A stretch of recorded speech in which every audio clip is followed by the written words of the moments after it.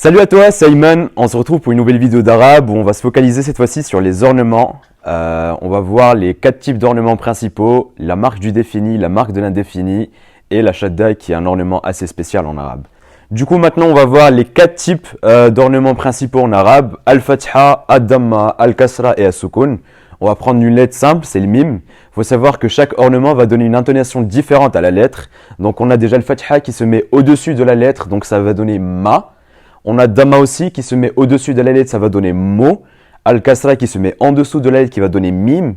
Et le sukun qui va marquer un silence, ça va donner juste m. On verra ça pour sukun dans des exemples de mots, vous inquiétez pas. Là, du coup, on va voir la marque du défini. On ajoute un alif et lam au début de chaque mot au défini. Et pour la marque de l'indéfini, on va surtout accentuer l'ornement de la dernière lettre ou ajouter une lettre, c'est ce qu'on va voir aussi dans l'exemple. Pour la shadda, c'est l'ornement assez spécial de l'arabe. Il ne s'applique que sur les lettres solaires et c'est juste la première lettre d'un mot à la marque du défini en excluant bien sûr le alif et lam. Donc voilà, ici vous avez toutes les lettres solaires qui s'appliquent à la règle de la shadda. Donc là, on va passer à certains exemples pour t'aider à mieux comprendre tous les ornements au défini et à l'indéfini. Donc ici, à l'indéfini, on va prendre déjà le premier terme qui est le mot école, madrasatun. Comme vous voyez ici, j'ai mis un ornement à chaque lettre pour vous aider. Donc ici, on a dit madrasatun. Vous voyez ici que c'est une fatha qui se met au-dessus. D, c'est le dal. Si on fait un autre ornement, ça va donner madarasatun. Mais bon, comme c'est le mot, du coup, on met un sukun. Rasatun. Et comme c'est un mot à l'indéfini, ici, on le voit bien, on accentue l'ornement de la dernière lettre. Donc ici, c'est le ta marbuta, on fait un double damma. À la marque du défini, on ajoute bien sûr le alif lam. Donc ça va plus être madrasatun, mais ça va devenir al-madrasatu. Et vous voyez bien qu'il y a un seul damma à la fin de la lettre. Concernant le mot livre, katabun, j'ai décidé de prendre avec le fatha à la fin pour vous montrer qu'il y a une dernière lettre qui s'ajoute, c'est l'alif. Donc pour le mot katabun, à la fin, si on veut faire une fatha, ça va être kataban. On va bien sûr faire le double fatha ici, comme on a vu là. C'est la marque de l'indéfini et on ajoute aussi al-alif. Si on avait fait ça sur madrasatun, on n'aurait pas ajouté l'alif, tout simplement parce qu'il y a le ta marbuta. Donc le ta marbuta va venir juste annuler cette dernière lettre de l'indéfini.